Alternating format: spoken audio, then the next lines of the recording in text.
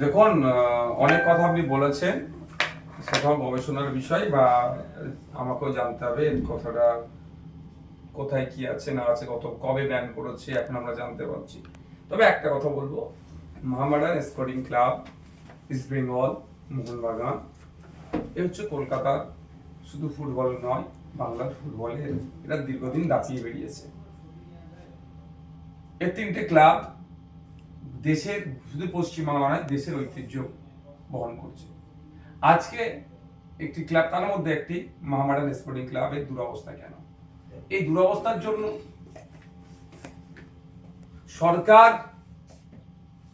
শাসক দল, ম্যানেজমেন্ট কোনোভাবেই এড়িয়ে যেতে পারে না। আমার একদম স্পষ্ট বক্তব্য, আমি আপাতমস্তক একজন রাজনৈতিক ব্যক্তি হিসাবে বলছি যে একটা লিমিট পর্যন্ত পলিটিক্স হওয়া দরকার। পলিটিক্স যদি ওই মোহামেডান, ইস্ট বেঙ্গল, মোহনবাগানের চেয়ার দখল করতে চায়, সেখানেই ক্ষতি হয়। কদিন আগে দেখলেন না, দর্শকদেরকে পুলিশ দিয়ে পিটানো করিয়েছে। কখনো ইস্ট বেঙ্গলদের ওপরে আক্রমণ হয়েছে। এই যেগুলো নোংরামি চলছে, এর জন্য দায়িত্ব শাসক। সব জায়গায় রাজনীতিকরণ হচ্ছে। আজকে ইনভেস্টররা ইনভেস্ট করবে কেন? তারা ব্যবসায়ী। যারা ইনভেস্ট করবে তারা টেক অ্যান্ড গিভ পলিসিতে বিশ্বাসী। তিনি যদি 100 কোটি, 10 কোটি টাকা ইনভেস্ট করে, 20 কোটি ইনভেস্ট করে, 50 কোটি ইনভেস্ট করে, নিশ্চিতভাবে জানবে তারা এখান থেকে কিভাবে গেইন করবে। এক নম্বর। দ্বিতীয় কথা হচ্ছে, যদি ইনভেস্টের উপরে কেউ কাটমানি চেয়ে ফেলে, কি করে ইনভেস্টররা ইনভেস্ট করবে? এখানে হচ্ছে তো কিছু কিছু আমিও খবর রাখি, আজকে বাংলার ফুটবলটা কোথায় গিয়েছে।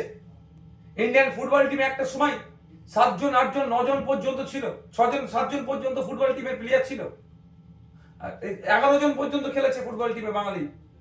আর আজকে বাংলার ইন্ডিয়ান ফুটবল টিমে বাঙালি প্লেয়ার খুঁজে পাওয়া যাচ্ছে না। এই মোহনবাগান, ইস্ট বেঙ্গল, মোহামেডান, কটা বাঙালি ছেলে এখানে আইএসএল খেলেছে লাস্ট? মোহামেডানের কথা ছাড়ুন, ইস্ট বেঙ্গল, মোহনবাগানের কথা বলুন, কোন জায়গায় দাঁড়াচ্ছে এগুলো? মোহনবাগান, ইস্ট বেঙ্গলের পাশে রাজ্যের মুখ্যমন্ত্রী যেভাবে দাঁড়িয়েছিলেন, সেভাবে মোহামেডানকে দাঁড়ায়নি। ঠিক ছাগলের 3 নম্বর বাচ্চার মতো ট্রিট করা হচ্ছে মোহামেডান ক্লাবের সাথে। যদিও আমি আমার মোহামেডান, ইস্ট বেঙ্গল বা মোহনবাগানকে আমি আলাদাভাবে দেখি না। তিনটেই আমাদের বাংলার ক্লাব, তিনটি ঐতিহ্যশালী ক্লাব, ঐতিহ্যবাহী ক্লাব। আমি তিনটে ক্লাবকেই যথাযথ সম্মান দেওয়ার চেষ্টা করি।